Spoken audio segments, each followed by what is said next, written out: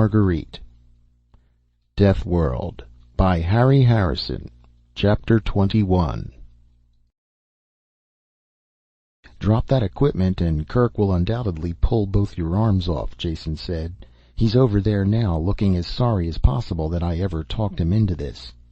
Scop cursed under the bulky mass of the psi detector, passing it up to Meta, who waited in the open port of the spaceship.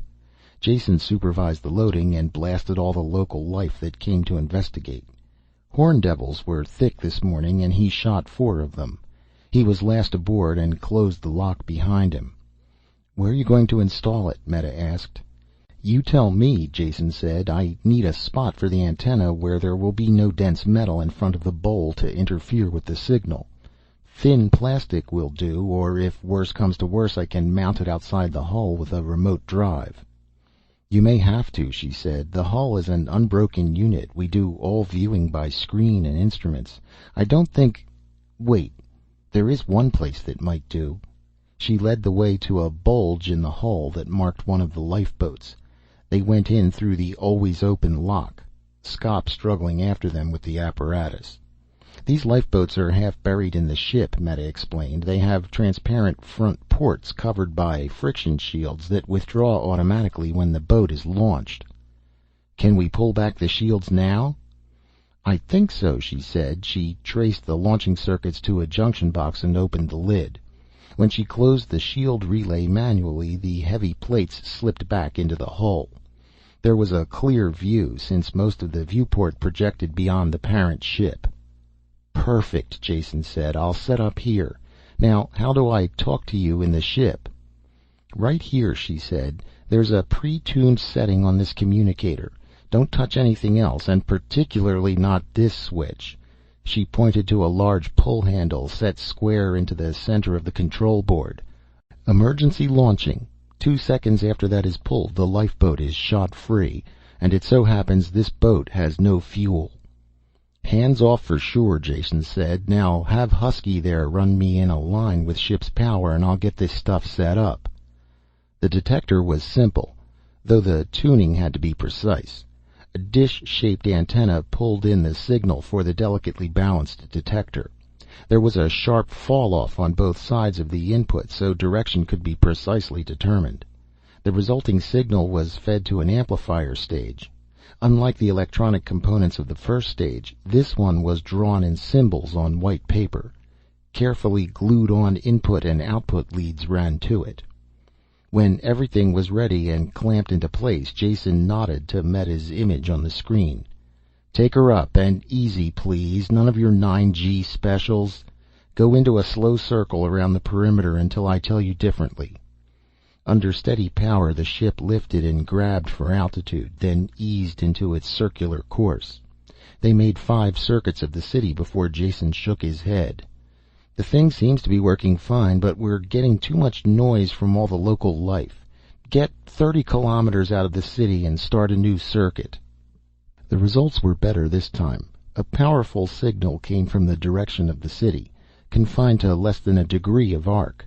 With the antenna fixed at a right angle to the direction of the ship's flight, the signal was fairly constant.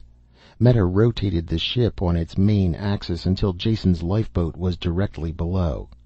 "Going fine now," he said. "Just hold your controls as they are and keep the nose from drifting." After making a careful mark on the setting circle, Jason turned the receiving antenna through 180 degrees of arc. As the ship kept to its circle, he made a slow collecting sweep of any signals beamed at the city. They were halfway around before he got a new signal. It was there all right, narrow but strong. Just to be sure, he let the ship complete 2 more sweeps, and he noted the direction on the gyro compass each time. They coincided. The 3rd time around he called to Meta. "Get ready for a full right turn, or whatever you call it. I think I have our bearing. Get ready. Now." It was a slow turn, and Jason never lost the signal. A few times it wavered, but he brought it back on. When the compass settled down, Meta pushed on more power.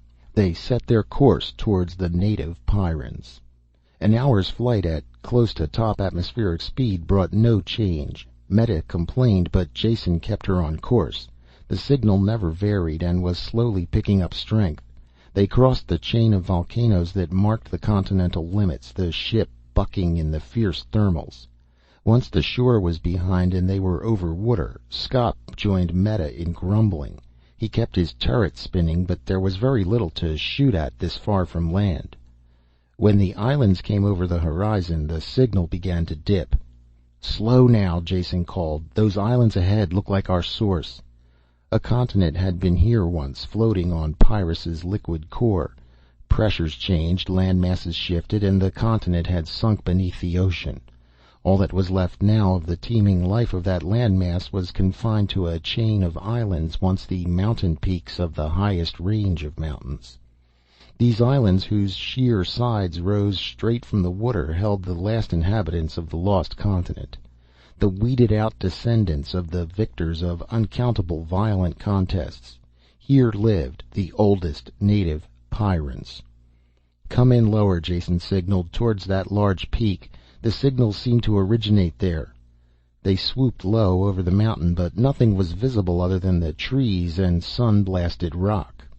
The pain almost took Jason's head off, a blast of hatred that drove through the amplifier and into his skull. He tore off the phones and clutched his skull between his hands. Through watering eyes he saw the black cloud of flying beasts hurtle up from the trees below. He had a single glimpse of the hillside beyond, before Meta blasted power to the engines and the ship leaped away. "We've found them!" Her fierce exultation faded as she saw Jason through the communicator. "Are you all right? What happened?" "Feel burned out. I've felt a psi blast before, but nothing like that. I had a glimpse of an opening, looked like a cave mouth, just before the blast hit. Seemed to come from there." "Lie down," Meta said. "I'll get you back as fast as I can. I'm calling ahead to Kirk. He has to know what happened." A group of men were waiting in the landing station when they came down. They stormed out as soon as the ship touched, shielding their faces from the still hot tubes. Kirk burst in as soon as the port was cracked, peering around until he spotted Jason stretched out on an acceleration couch. "Is it true?" he barked. "You traced the alien criminals who started this war?" "Slow, man, slow," Jason said. "I've traced the source of the psi message that keeps your war going. I found no evidence as to who started this war, and certainly wouldn't go so far as to call them criminals." "I'm tired of your wordplay," Kirk broke in. "You've found these creatures and their location has been marked?" "On the chart," Meta said. "I could fly there blindfolded." "Fine, fine," Kirk said, rubbing his hands together so hard they could hear the harsh rasp of the calluses. "It takes a real effort to grasp the idea that after all these centuries the war might be coming to an end. But it's possible now. Instead of simply killing off these self-renewing legions of the damned that attack us, we can get to the leaders, search them out, carry the war to them for a change, and blast their stain from the face of this planet." "Nothing of the sort," Jason said, sitting up with an effort. "Nothing doing. Since I came to this planet I have been knocked around and risked my life 10 times over. Do you think I have done this just to satisfy your bloodthirsty ambitions? It's peace I'm after, not destruction. You promised to contact these creatures, attempt to negotiate with them. Aren't you a man of honor who keeps his word?" "I'll ignore the insult, though I'd have killed you for it at any other time," Kirk said. "You've been of great service to our people, and we are not ashamed to acknowledge an honest debt. At the same time, do not accuse me of breaking promises that I never made. I recall my exact words. I promised to go along with any reasonable plan that would end this war. That is just what I intend to do. Your plan to negotiate a peace is not reasonable. Therefore, we are going to destroy the enemy." "Think first," Jason called after Kirk, who had turned to leave. "What is wrong with trying negotiation or an armistice? Then, if it fails, you can try your way." The compartment was getting crowded as other Pyrrans pushed in. Kirk, almost to the door, turned back to face Jason. "I'll tell you what's wrong with armistice," he said. "It's a coward's way out, that's what it is. It's all right for you to suggest it. You're from off-world and don't know any better. But do you honestly think I could entertain such a defeatist notion for one instant? When I speak not only for myself, but for all of us here.